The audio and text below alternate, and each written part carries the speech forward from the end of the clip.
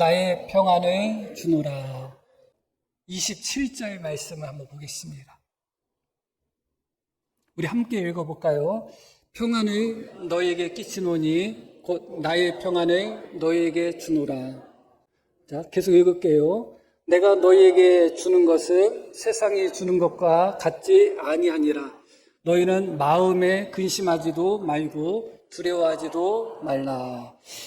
예수님께서 이제 죽음을 앞두시고, 이게 다락방 강화라고 하거든요. 마지막 이제 십자가를 앞두시고 제자들에게 말씀하시면서 내가 너희에게 평안을 끼친다. 내가 너희에게 평안을 주노라. 그렇게 말씀합니다. 내가 떠나면서 내가 이 땅을 이제 떠나는데 나의 평안을 너희에게 주고 가겠다. 그렇게 말씀합니다. 그러면서 뭐라고 말씀하셨는가? 너희는 마음에 근심하지도 말고 두려워하지도 말라. 그렇게 말씀을 하셨습니다. 과연 주님께서 우리에게 주시겠다고 말씀하신 나의 평안, 주님의 평안이 과연 어떤 평안인가를 오늘 생각해 보려고 하는 것입니다. 일반적으로 주님의 평안을 생각할 때 환경을 초월하는, 요동하지 않고 고요한 풍랑 속에서도 주무시는 그런 고요한 평안을 이야기를 합니다. 과연 그런가? 우리 예수님이 누리셨던 평안이 우리가 생각하는 것처럼 어떤 환경 속에서도, 어떤 상황 속에서도 요동하지 않고 흔들리지 않고 고요한 그런 바다 물결 같은 그런 평안을 주님께서 경험하셨는가? 그 부분을 먼저 생각해 볼 필요가 있습니다. 예수님은 내가 너희에게 평안을 준다고 말씀하십니다. 나의 평안, 주님의 평안을 주신다고 말씀하시면서 마음에 근심하지도 말고 두려워하지도 말라. 이렇게 말씀하셨습니다. 여기서 근심한다 하는 이 단어를 먼저 생각해 볼 필요가 있어요. 근심한다는 단어는 마음이 요동한다는 거예요. 막 흔들린다는 거예요. 이렇게 흔들리고 저렇게 흔들리고 불안하고 그런 상태를 표현한 단어가 바로 근심이라는 단어로 번역된 단어입니다. 원어로다는 타라소라고 합니다. 타락했다, 그렇게 우리가 생각할 수 있는 그런 단어죠. 오늘 말씀 속에서는 이 타라소라는 단어를 여러 번 사용할 것입니다. 왜냐하면 거기에 포함된 의미가 여러 가지 있기 때문에 그래요. 말씀드렸듯이 이 근심으로 번역된 단어는 원어로 타라소인데 그 뜻이 요동하고 흔들리고 불안하고 그런 상태를 의미하고 있습니다. 너희는 타라소하지 말라. 어떤 상황 속에서도 흔들리지 말라. 요동하지 말라. 불안해하지 말라. 그런 말씀이죠. 나의 평안을 누려라. 평안과 이 타라소는 정반대 개념 같아요. 언뜻 생각하면 평안은 참 고요하고 요동하지 않은 그런 마음의 상태 같고, 이 근심, 이 타라소는 그 마음이 불안하고 그 마음이 흔들리고 요동하는 그런 상태라고 할 수 있다면 서로 반대 개념처럼 느껴집니다. 그런데 이 타라소라는 단어, 이 근심이라는 단어가 요한복음에 여러 번 기록되어 있어요. 그런데 재밌는 것은 무엇이냐? 이 단어가 오직 예수님께만 적용되고 있다는 거예요. 자, 한번 요한복음 11장을 한번 볼게요. 예수께서 그가 우는 것과 또 함께 온 유대인들이 우는 것을 보시고 심령의 비통히 여기시고 불쌍히 여기셨다. 우리 번역 성경에는 마지막 단어를 불쌍히 여기셨다고 번역했는데 좋은 번역은 아니에요. 이 단어가 바로 타라소예요. 그래서 다른 성경들은 괴로워했다, 고통스러워하셨다 그렇게 번역합니다. 불쌍히 여겼다는 것과 너무 느낌이 다르죠. 예수님이 나사로의 죽음 앞에서 어떻게 하셨는가? 타라소 하셨다는 거예요. 정작 당신은 내가 너희에게 평안을 주노니 너희는 근심하지 말라, 타라소 하지 말라고 하셨던 예수님이 정작 본인은 나사로의 죽음 앞에서 아주 괴로워하시고 근심하시고 마음이 요동했다는 것입니다. 참 신기하죠? 신기하다고 표현해야 될까요? 이어지는 말씀도 계속 볼게요. 이르시되 그를 어디 두었느냐? 이르되 주여 와서 보옵소서 하니 예수께서 눈물을 흘리셨다. 타라소 하면서 고통스러워 하시고 마음이 요동하면서 나사로가 죽은 것을 보면서 예수님께서 눈물까지 흘리셨다는 거예요. 뭔가 이 고요한 어떤 상황 속에서도 그 고요함, 상황에 영향을 받지 않는 그런 느낌하고는 아주 다르죠. 그리고 12장에도 역시 또 나옵니다. 12장 말씀 한번 볼게요. 지금 내 마음이 괴로우니, 이 괴롭다는 단어가 타라스예요. 지금 내 마음이 불안하고 내 마음이 요동하고 흔들흔들 한다는 거예요. 지금 내 마음이. 지금 내 마음이 괴로우니, 이 말씀은 예수님이 십자가 앞에, 죽음 앞에서 느끼시는 그런 예수님의 마음을 표현하고 있습니다.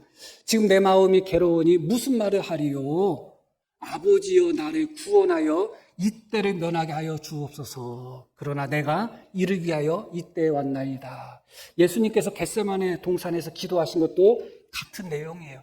처음부터 예수님이 내 뜻대로 마옵시고 아버지 뜻대로 하옵소서 그렇게 기도하셨나요? 아니죠. 이 잔을 나한테 옮겨 주십시오. 그러나 내 뜻대로 마옵시고 아버지 뜻대로 하옵소서. 어떤 상태예요? 타라스 상태예요. 요동하는 상태, 요동. 이 잔이 나한테 옮겨졌으면 좋겠다. 하나님 이 때를 나한테 면해주게 하십시오. 아니야. 내가 이 때를 위해서 왔는데 아닙니다. 아닙니다. 내 뜻대로 마옵시고 아버지 뜻대로 하옵소서. 예수님은 그 누구보다도 너무너무 요동하시고 너무너무 흔들리시는 이 타라스의 경험을 하셨던 분이에요. 많은 사람들이 예수님은 풍랑 속에서도 어떤 환경 속에서도 어떤 상황 속에서도 그 고요함을 잃지 않았다고 하지만 사실은 그렇지 않았어요. 사실은 그렇지 않았어요. 누구보다 괴로워하셨고 누구보다 때로는 그 마음에 타라스하셨습니다. 겟세마네 동산에서도 제자들에게 뭐라고 말씀하셔요? 내 마음이 심히 고민하여 죽게 되었다. 그렇게 말씀하셨어요. 그게 우리가 생각하는 평안인가요? 내 마음이 심히 고민하여 죽겠다는 것이 지금도 내 마음이 괴로우니 무슨 말을 하리요? 이게 우리가 생각하는 그런 평안인가요? 아닌 것 같잖아요. 아닌 것 같잖아요. 요한복음 13장도 봅니다. 13장. 예수께서 이 말씀을 하시고 심령이 괴로워 증언하여. 심령이 괴롭다가 타라스예요. 여기서도. 재미난 것이 무엇인가? 14장에서 너희는 타라스하지 말라. 너희는 근심하지 말고 불안해하지 말라. 그렇게 말씀하신 예수님이 정작 11장에서도 예수님 본인 당신은 타라스하셨고 12장에도 타라스하셨고 13장에도 타라스하셨어요. 오직 예수님만 그렇게 요동하시는 것을 경험하시고 불안해하시고 근심하시고 타라스하시면서 정작 제자들에게는 너희는 근심하지 말라, 너희는 타라스하지 말라 그렇게 말씀하고 있는 거예요. 말이 안 되잖아요. 모순이잖아요. 우리가 생각하는 것과 다르잖아요. 이 요한복음 13장은 어떤 말씀인가? 가룟 유다의 배신 앞에서 예수님이 느끼셨던 타라스예요. 11장은 나사로의 죽음 앞에서 예수님이 느끼셨던 타라스. 그리고 12장은 십자가 앞에서 느끼셨던 예수님의 타라스예요. 그리고 이 13장은 당신을 배신하는 가룟 유다로 말미암아 느끼셨던 타라스란 말이죠. 예수님은 이런 상황 속에서마다 항상 괴로워하셨어요. 고요하지 않으셨어요. 상황 속에서마다 항상 마음이 타라스, 흔들리셨단 말이에요. 요동하셨단 말이에요. 믿기기가 어렵죠? 듣지 못했던 소리들이니까. 그러나 말씀이 그렇게 우리에게 전하고 있잖아요. 그렇다면 예수님의 평안은 어떤 평안을 의미하는가를 먼저 생각해 보셔야 돼요. 우리가 흔히 생각하는 어떤 상황 속에서도 어떤 환경 속에서도 흔들리지 않는 고요함이라면 그것은 예수님의 평안은 아니었어요. 예수님은 우리와 성정이 똑같은 분이셨어요. 우리가 느끼는 슬픔 똑같이 느끼셨고 우리가 느끼는 아픔 똑같이 느끼셨습니다. 때로는 우리가 느끼는 불안도 심지어 느끼셨습니다. 그 불안이라는 것이 잘못하면 좀 오해의 소지가 있지만 말씀을 끝까지 들으시면 이해가 가실 것입니다. 예수님은 이 마음속에 누구보다 요동하고 흔들리는 경험을 많이 하신 분이시다. 이것을 다르게 표현하면 갈등이라고 할 수 있지 않겠어요? 마음속의 갈등. 하나님이 이 잔을 나한테 옮겨주셨으면 좋겠다 하는 마음과 함께, 그러나 내가 이 잔을 마시기 위하여, 이 십자가를 지기 위하여 왔으니 나는 하나님 뜻대로 해야 된다는 그 두 사이에 타라소 속에 갈등이 분명히 존재했던 것이고, 그것은 예수님의 상태였습니다. 그런데 예수님의 타라소로 인한 그 평안, 그것은 우리와 다른 점이 있습니다. 어떻게 다른가? 다시 12장 말씀을 한번 넘어가 보겠습니다. 지금 내 마음이 괴로우니 무슨 말을 하리요? 지금 예수님 상태가 어떤 상태라고요? 타라소 상태입니다. 마음이 지금 요동하고 괴로운 상태예요. 아버지여 나를 구원하여 이때를 면하게 하여 주옵소서. 이런 마음, 이런 생각도 있으신 거예요. 그러나 예수님이 무엇을 선택하셨는가? 그러나 내가 이를 위하여 이때에 왔나이다. 이어지는 말씀. 아버지여 아버지의 이름을 영광스럽게 하옵소서 하시니, 이에 하늘에서 소리가 나서 이르되 내가 이미 영광스럽게 하였고 또다시 영광스럽게 하리라. 십자가 앞에서, 그 십자가의 고통과 십자가의 그 절망 앞에서 예수님은 그 마음이 타라소 하셨다고 말씀드렸어요. 흔들리고 요동했습니다. 하나님께서 이때를 면하게 해주셨으면 좋겠다는 마음도 있었습니다. 그러나 주님이 그 타라소 속에서 결국 선택하신 것이 무엇인가? 하나님, 내가 이때를 위하여 왔습니다. 하나님, 나를 통하여 영광을 받으십시오. 그 타라소의 결과가 무엇인가? 타라소의 결과가 하나님의 뜻에 불순종하고 하나님의 뜻에 반하는 결과가 아니라, 결국은 그렇게 괴로워하시고 그렇게 마음속에 타라소 하시는 경험을 하셨지만, 결국 예수님은 그 타라소와 분투하여 그것과 싸워서 승리하여 결국은 당신 자신의 인간적인 생각을 쫓지 않으시고 하나님의 영광을 나타내는 그런 모습으로 나아갔다는 것이죠. 그게 중요한 것입니다. 나사로 사건도 마찬가지예요. 주님이 괴로워하시고 주님이 슬퍼하시고 주님이 눈물을 흘리신 후에 어떻게 하셨어요? 죽은 나사로를 살리셨죠. 그게 우리와 다른 것입니다. 가룟 유다 말씀도 마찬가지입니다. 13장 26절 한번 볼게요.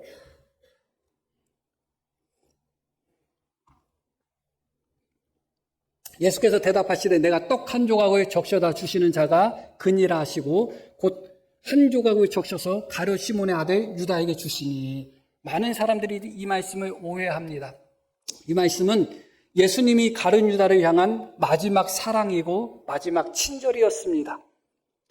나를 팔 자가 누구인지 고발하시기 위한 행동이 아니었다는 거예요.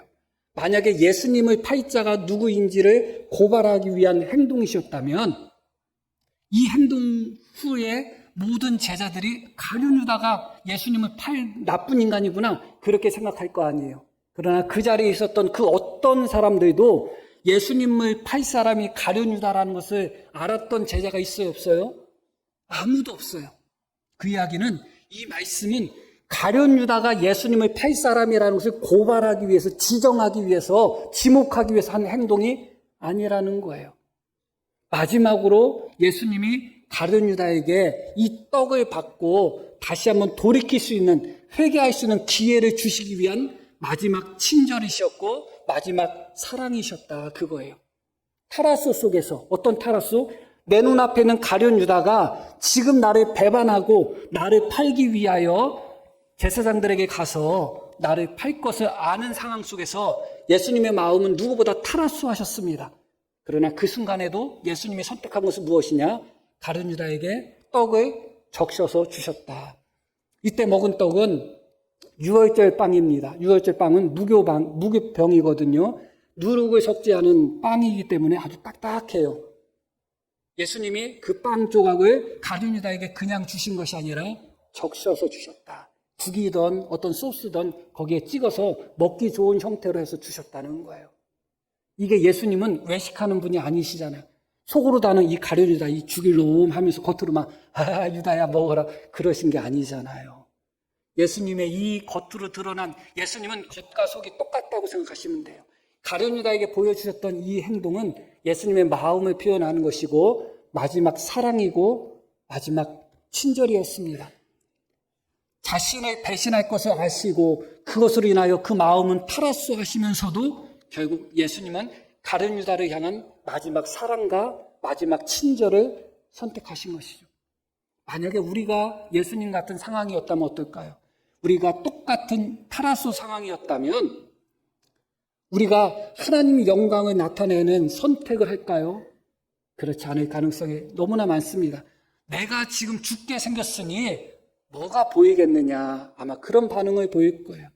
타라쏘 속에서 우리는 철저하게 하나님을 배제하고 이웃을 배제하고 오직 나 중심, 나 자신만 생각하는 고립된 이기심에 빠질 때가 많아요.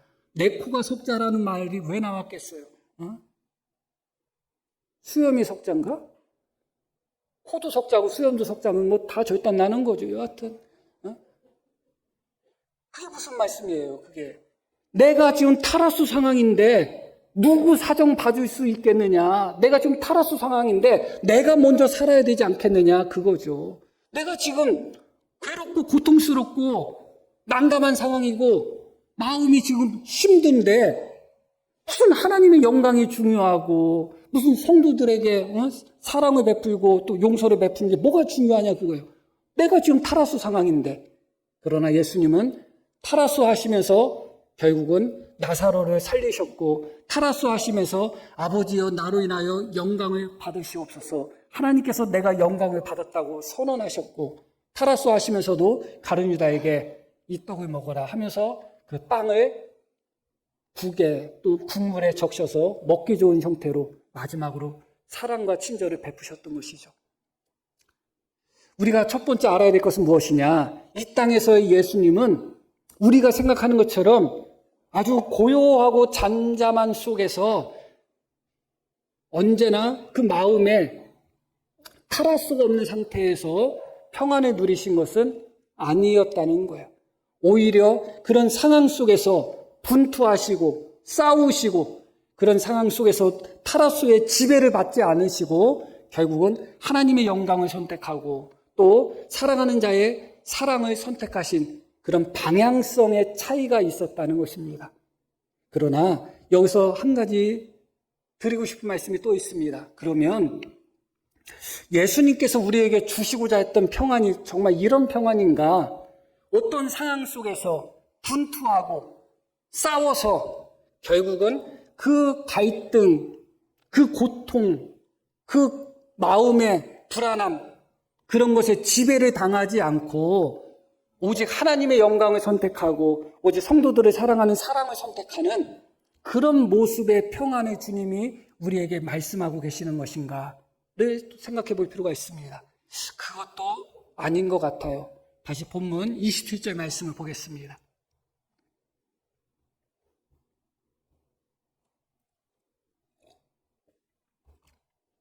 평안을 너희에게 끼치노니 곧 나의 평안을 너희에게 어떻게 한다? 주신다고 말씀합니다. 주님의 평안을 우리에게 유산처럼 주시겠다. 이어지는 말씀 봐요. 내가 너희에게 주는 것은 세상이 주는 것과 같지 아니하니라. 너희는, 우리 함께 읽겠습니다. 마음에 근심하지도 말고 두려워하지도 말라. 우리에게 뭐라고 말씀하셨어요? 너희는 타라쏘 하지 말라, 그렇게 말씀하셨어요. 만약에 예수님이 우리에게 주시는 평안이 예수님이 누렸던 평안과 똑같은 평안이었다면 너희는 타라쏘 하지 말라, 근심하지 말라고 하시면 안 되죠. 너희는 근심 중에도 근심에게 지배당하지 말고 근심을 이겨서 평안을 누려라, 그래야 될 거 아니에요? 예수님이 그런 거 아니셨어요? 예수님은 타라쏘 상황 속에서 타라쏘를 그대로 경험하셨잖아요. 그대로 경험하시면서 비록 타라쏘 상황이었지만 마음이 거기에 지배를 당하지 않고 하나님 영광 나타내고 또 사람을 살리고 끝까지 사랑하시는 모습을 보이셨잖아요. 그러면 주님이 주시고자 하는 평안이 이런 종류의 평안이라면 너희는 아예 근심하지 말라, 아예 타라쏘 하지 말라, 그러시면 안 되잖아요. 너희도 나처럼 타라쏘 상황 속에서도 너희 욕심을 차리지 말고, 타라수 상황 속에서 하나님께 배반하지 말고, 타라수 속에서 다른 사람을 해치지 말고, 타라수가 있다 할지라도 하나님 영광 나타내고, 타라수가 있다 할지라도 이웃을 사랑하는 모습을 보여라. 이게 너희에게 주는 평안이다. 이렇게 말씀하셔야지 옳잖아요. 그런데 예수님은 뭐라고 말씀하시는가? 정작 당신은 타라수를 경험하시고 타라수를 통해서 승리하심으로 평안을 누리신 분이 우리한테는 아예 타라수 자체를 하지 말라는 거예요. 아예 근심 자체를 하지 말라는 거예요. 이게 무슨 말씀입니까? 이 자체가 어떻게 보면 모순처럼 또 보일 수밖에 없죠. 여기에는 구속의 원리가 작용하는 것입니다. 어떤 구속의 원리가 작용하는가? 예수님은 우리를 구원하시기 위하여 죄가 없으신 분이 우리와 똑같이 인간의 모습으로 이 땅에 오셨죠. 우리와 똑같은 성정을 가지셔서 우리가 당하는 고난, 우리가 당하는 슬픔, 괴로움을 똑같이 당하셨어요. 그리고 우리를 대신하여 십자가에 못 박혀 죽으심으로 말미암아 우리를 그 모든 고통 속에서, 그 모든 죽음과 죄악 속에서 예수님이 우리를 어떻게 하신 거예요? 구원하신 것이죠. 예수님이 대신 당하셔가지고, 이사야 53장 5절 말씀을 다 아시죠? 그가 찔림은 우리의 허물 때문이다. 우리의 허물 때문에 그가 찔리셨다. 그가 상함은 우리의 죄악 때문이다. 그 다음에 뭐라고 나오는가? 그가 징계를 받음으로 우리가 평화를 누렸다. 그렇게 나옵니다. 그 평화가 바로 샬롬이고 이 말씀 속에 나오는 에이레네고 그것이 바로 주님이 주시는 평안이에요.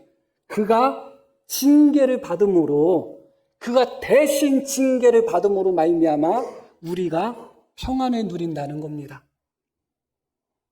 히브리서 2장 말씀 한번 볼까요? 자녀들은, 우리를 이야기해요, 혈과 육에 속하였음에 그도 또한 같은 모양으로 혈과 육을 함께 지니셨다. 우리와 똑같은 성정을 가지셨다는 거. 일부러 하나님의 자녀인 우리와 똑같이 이 땅에 오셨다는 거예요. 그러면서 이어지는 말씀 함께 읽겠습니다. 죽음을 통하여 죽음의 세력을 잡은 자 곧 마귀를 멸하셨다. 죽음을 멸하시기 위하여, 죽음의 세력을 잡은 자를 멸하기 위해서 어떻게 하셨다고요? 죽으셨다는 거예요. 이게 가장 놀라운 역설이에요. 예수님이 죽음을 정복하기 위하여 어떻게 하셨다고요? 당신이 죽으셨다는 거예요.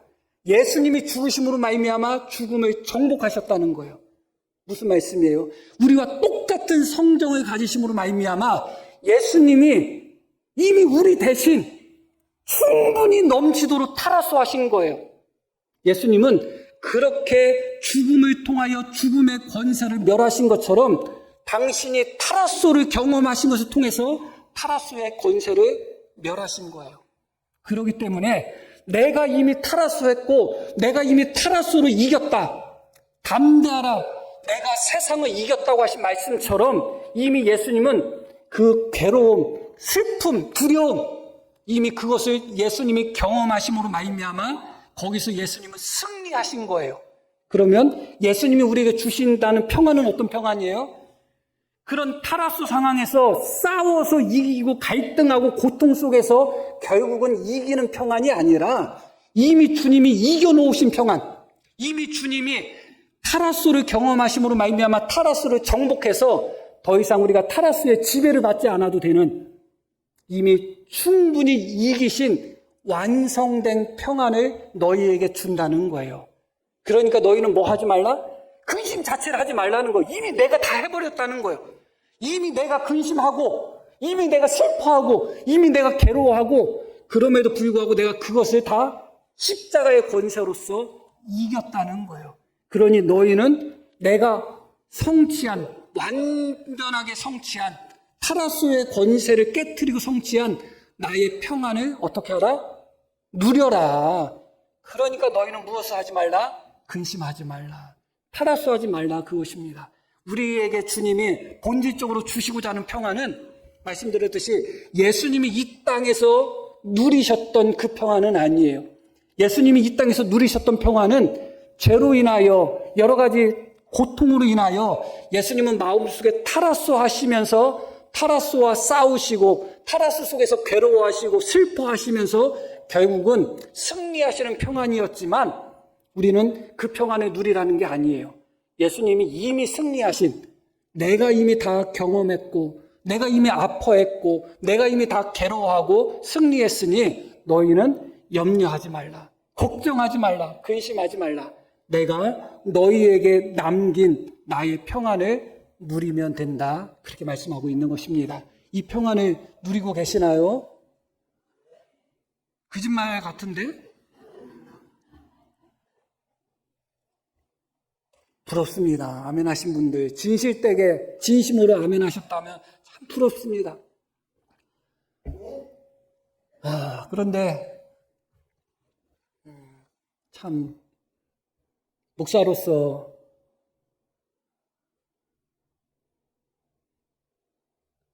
저는 이 평안을 못 누리고 있어요. 못 누리고 있어요. 기독교 구원에 있어서 가장 중요한 사상 중에 하나가 이미와 아직이라는 게 있어요. 들어보셨죠? 우리는 이미 구원받았잖아요. 그러나 아직 완전히 구원을 받지 못했죠. 이 평안도 마찬가지예요. 예수님은 이미 우리를 위하여 완전한 평안을 성취하셨어요. 그 어떤 환경 속에서도, 그 어떤 고통 속에서도 요동하지 않은 완전한 평안, 그 평안을 예수님은 성취하셨단 말이에요. 이미 성취하셨어요. 그리고 그 평안을 이미 우리에게 주셨어요. 그런데 그 평안을 아직 우리가 제대로 누리지 못하고 있단 말이에요. 물론 누린다고 하신 분도 있지만 참 부럽습니다. 그러나 가만히 놓고 보면 예수님이 우리에게 선물로 주고 간 탈할 수가 없는 완전히 초월한 어떤 근심이나 고통이나 그런 것 자체의 지배를 받지 않는 그런 온전한 평안이 우리 속에 있나요? 안 그렇잖아요. 여전히 우리 속에 탈할 수가 있잖아요. 여전히. 왜냐하면 예수님은 이미 우리에게 완전한 평화를 주셨지만 우리는 아직 그 평화를 완전히 누리지를 못하고 있는 거예요. 성화를 잘 아시죠? 거룩해져 가는 것을 성화라고 이야기하는 것입니다. 그 성화를 누구든 완성할 수 있는 사람은 아무도 없어요. 이 땅에서는 완전한 성화를 경험할 수 없습니다. 어떤 의미에 있어서 주님이 주시는 평안도 그렇지 않나 생각합니다. 그렇기 때문에 우리는 이미와 아직 사이에 있는 거예요. 이미 주님께서 우리에게 완전한 평안을 주셨기 때문에 그 평안을 누릴 수 있어요, 없어요? 누릴 수는 있어. 그러나 날마다 항상 누리는가는 다른 이야기예요. 어느 때는 주님이 주신 완전한 평안을 누려서 이런저런 염려가 가득함에도 마음에 평안과 담대함이 있는데 어느 때는 그렇지 못할 때가 많단 말이죠. 그래서 우리는 이미 주님이 주신 평안을 누리면서 아직 그 평안을 누리지 못할 때가 있습니다. 그러나 이 아직 상태가 중요해요. 아직 여전히 우리 마음속에 타라스가 일어날 때가 있습니다. 그러나 믿는 자의 아직은 믿지 않는 사람들의 타라스와는 달라야 돼요. 예수님께서 타라스 상황 속에서 어떻게 하셨어요?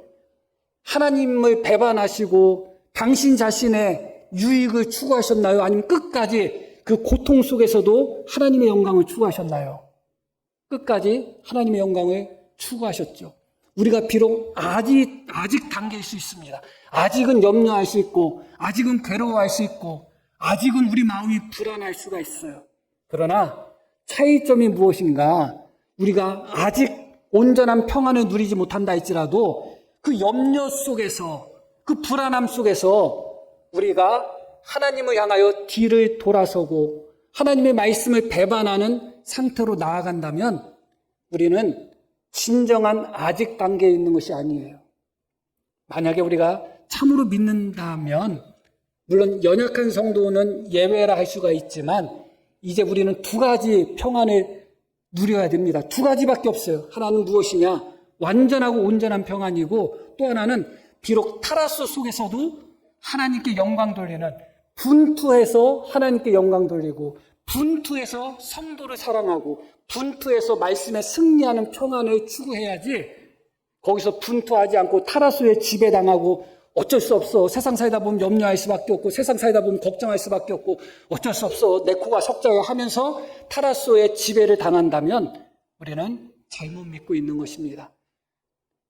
완전한, 온전한 평안을 누리는 것이 가장 좋지만 아직까지 우리 마음속에 시시때때로 타라스가 찾아온다면 타라스에 지배당하지 마시고 예수님의 모습을 다시 한번 기억하며 분투하여 승리하시는 우리 모두가 되어야 될 줄 압니다. 그런 은혜가 넘쳐야 되는 것입니다. 이 평화라는 것은 언제나 관계 속에서 주어지는 것입니다. 주님이 주시는. 그래서 요한복음 말씀이 계속 이어지면서 어떤 말씀이 이어지는가?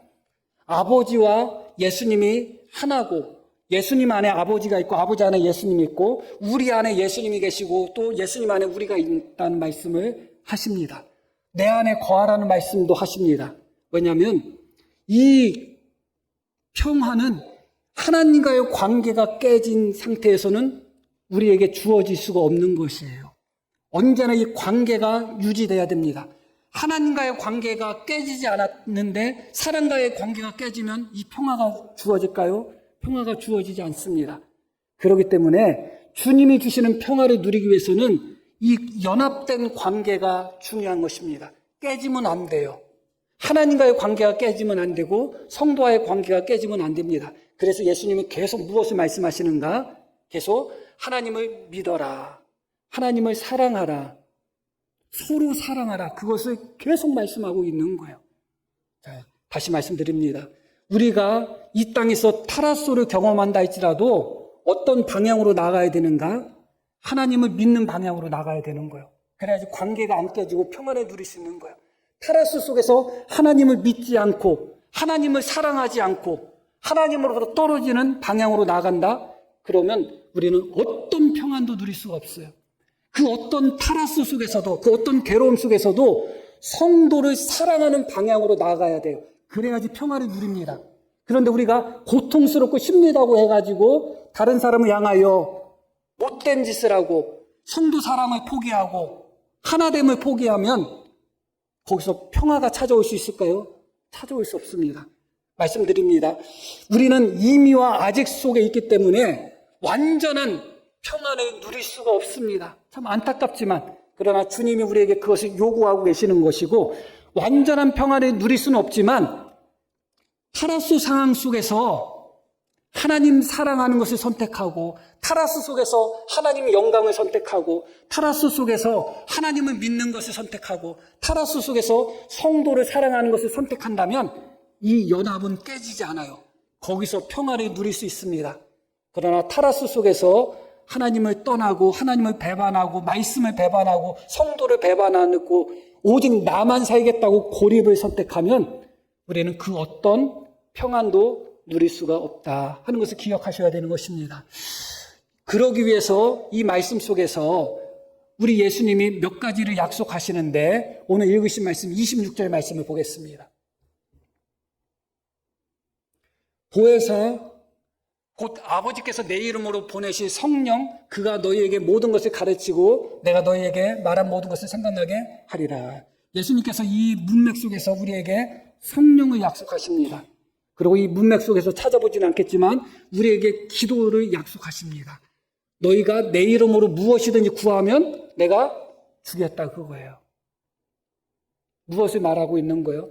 주님이 주시는 이 평안이 우리 거가 되기 위해서 주님이 주신 완전한 평안을 누리지 못한다 할지라도 타라스 속에서 그 방향성이 하나님을 사랑하는 방향, 하나님의 영광을 나타내는 방향, 이웃을 사랑하는 그 방향으로 계속 나아갈 수 있도록 주님께서 우리에게 누구를 주시겠다는 거예요?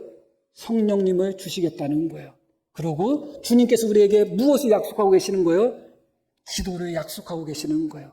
주의 성령 안에서 우리가 기도하고 간구할 때 주의 성령의 도움 가운데 타라스 상황 속에서도 나를 위한 결정, 이기적인 결정, 그래서 다른 사람과 하나님과의 관계가 깨어지는 평화를 상실하는 그런 결정이 아니라 타라스 속에서도 성령의 도움으로 기도의 능력으로 우리가 하나님의 영광을 선택할 수 있고 형제 사랑을 선택할 수 있고 하나님의 기뻐하시는 일을 선택할 수 있는, 그래서 평안을 누릴 수 있는 것입니다. 이런 은혜가 우리 모두에게 넘치기를 간절히 축복합니다. 자, 우리 들으신 말씀 기억하며 함께 기도하시겠습니다.